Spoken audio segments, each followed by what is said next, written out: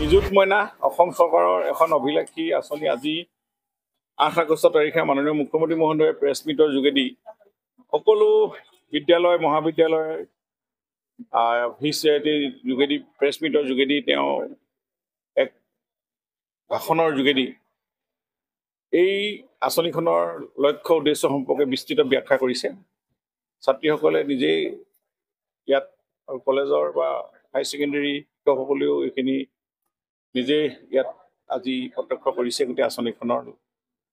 যি লক্ষ্য উদ্দেশ্য, আমিও মহিলা শিক্ষা প্ৰসাৰ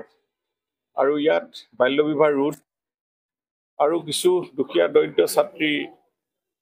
আৰ্থিক দৈন্যতা যাতে কোনো ধৰণৰ আৰ্থিক দৈন্যতাই শিক্ষাৰ ক্ষেত্ৰত বাধাৰ সৃষ্টি কৰিব নোৱাৰে তাৰ লক্ষ্যৰে চৰকাৰে এইখন আঁচনি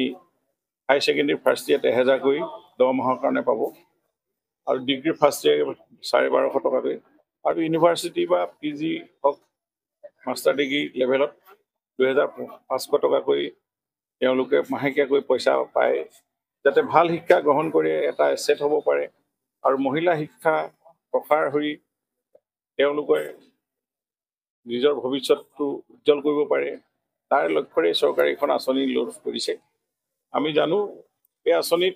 18 বছৰ তলৰ হ'লে নাপাব আৰু ডিগ্ৰী পঢ়ালৈকে যাতে কোনো বিবাহিত মহিলাই নাপাব ইয়াৰ এখন আইন হৈ গৈছে যাতে বাল্য বিবাহ তাতে ৰোধ হ'ব। বহুতো পঢ়িব নোৱাৰি টকা পইচা পাবৰ কাৰণে কম বয়সতে বিবাহ হয়, সামাজিক এটা ব্যাধিৰ সৃষ্টি হয়, এইখিনিও ৰোধ হ'ব